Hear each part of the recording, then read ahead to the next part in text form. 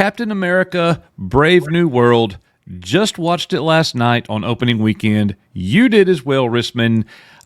We covered it over here on the channel with Nick and Mexican Iron Man. They did a live stream after they watched it last night. So now, here is our thoughts as we watch this movie. First of all, is the movie, Rissman, as bad as everybody on social media seems to be saying, and as bad as the critics are scoring it? I think it is currently sitting at 52%. It's been as low as 46%. Is it really that bad?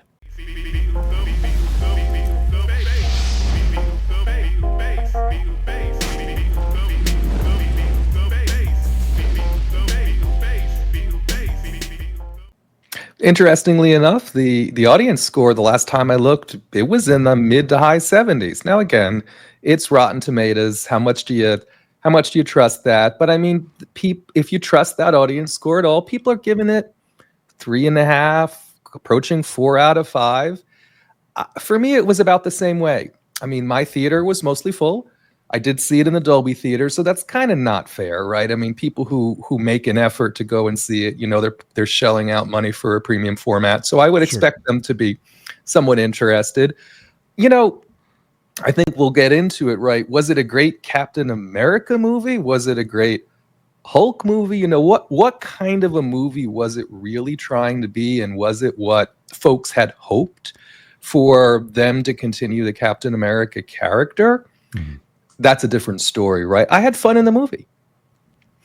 It definitely had some fun parts. Now, to one of your questions, I gotta say this: would it have made any difference at all if Chris Evans was Captain America in this film? So I would say no. I would say it wouldn't change this movie hardly at all for me. Like I prefer Chris Evans as Captain America. Of course I do. I wish he was still Captain America, but I like Anthony Mackie's portrayal of Falcon. I'm not crazy about him being Captain America at all. However, if it was Chris Evans, I would say that wouldn't have changed this movie at all. I still would have walked out going, for me, this movie was about a 5.5 out of 10. I didn't hate it. It didn't have a whole lot of in-my-face issues coming from Marvel and Disney. There's a lot of people saying that it's the DEI agenda and all that, and that's the turnoff. Maybe it is for some, and yeah, you could definitely make the case that some of that's there, but it wasn't like glaring in my face to me as I watched it. But yeah, I don't think it would have made any difference at all if it was Chris Evans in this film or not. As a matter of fact, I would go as far to say I didn't approach this as though it was a Captain America movie, right? I approached this as though it was a movie about the Falcon, Anthony Mackie's character, the Falcon, right. But I really approached it more as a sequel to The Incredible Hulk. Now, I know The Incredible Hulk is not everyone's The Incredible Hulk from 17 years ago. Yes, that Incredible Hulk, yeah. Right? And so... So where was he? Why is he not in this movie at all? He was sure mentioned a lot, right? Mm-hmm. So I think it was an odd storytelling choice for them to sort of mash together what could be considered, and you didn't even watch the series, right? A continuation of Falcon and the Winter Soldier. Did not watch it. With this weirdness on Incredible Hulk and just that, and then they ended up having a Hulk who was red. I wouldn't necessarily call him the Red Hulk because the Red Hulk has a very particular persona. He has his wits about him. Yeah, and there was none of that here. When he's Red Hulk, he can think and talk, and he's cognitively aware of everything, just like he is when he's in his human form. Not this. This is a carbon copy of Hulk. This was a Hulk that was red versus Red Hulk. Exactly. Right. So the movie is charting well at the box office so far. They're predicting it's going to cross 100 million this weekend. I think the budget is somewhere around 180. Well, they're playing funny business, right? The last budget with reshoots, I think the last reshoots cost 180 million. The actual budget, moly! Because remember, this has been going on over a year, right? They basically if the reshoots cost 180, this movie is losing a tremendous amount of money. I think they made this movie 3 or 4 times, right? Because they kept screening it and it kept. Yeah. So I'm not sure it's as clean as the last reshoots were 180. But the Right. real budget of this movie is a lot more. While the opening here seems goodish, Yeah. I don't think it's tracking as well as Ant-Man and the Quantumania from an opening perspective. Right. I think this movie will probably do 400 or 500 million. It seems to be that's its trajectory when compared to other Marvel movies that opened this way. Hmm. Even if the budget is 180 million, it's got to make $600-750 million for them to break even. And I don't think it has any chance of doing that. Yeah. Well, looking at people's comments in social media, fans are very unhappy. Are we experiencing superhero fatigue? I think a lot of people are, but I think more of us are probably experiencing superhero, the movie's not as good as it should be. This is Marvel, get back on track, and you're not doing that. There are some positives to the movie. I thought that the actors did a really good job.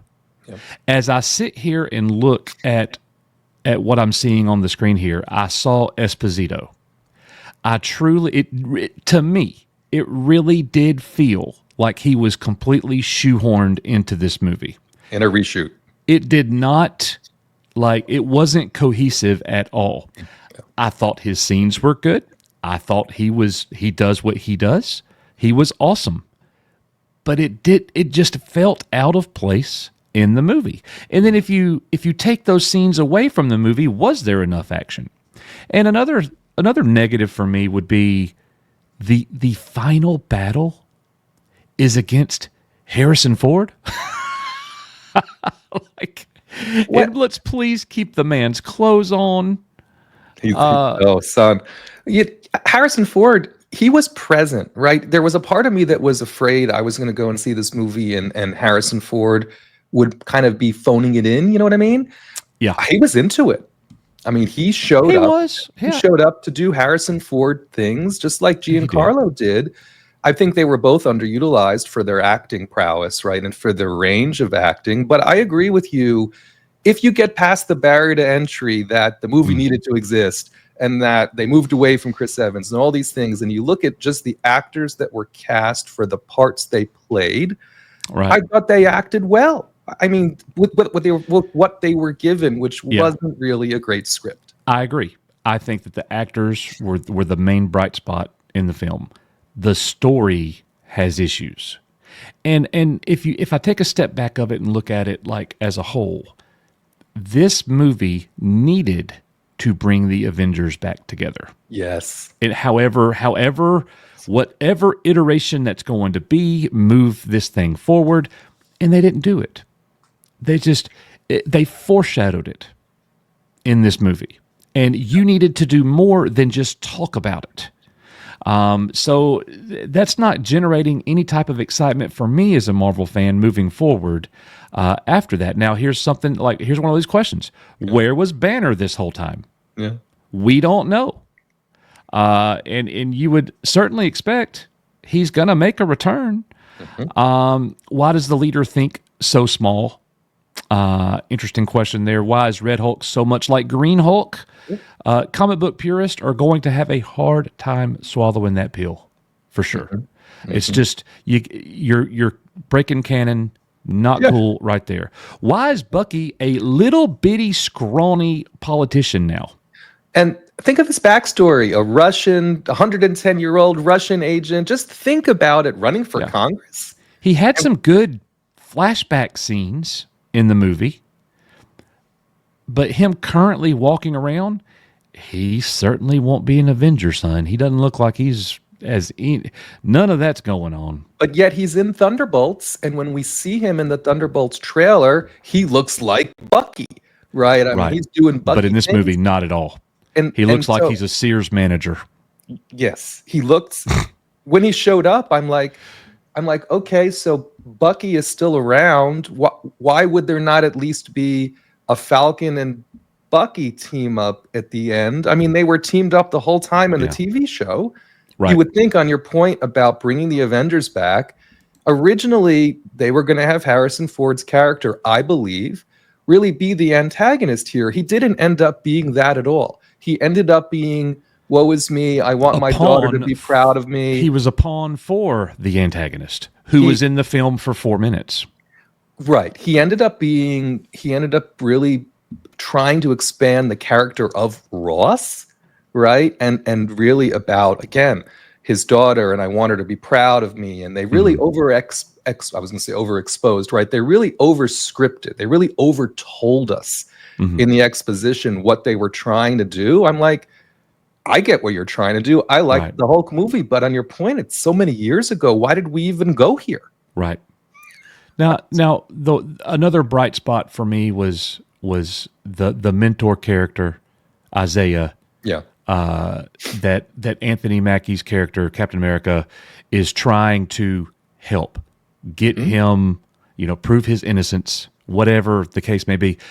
But that portrayal and that guy acting and doing that character, I thought it was the bright spot of the film. He was really good, funny, serious.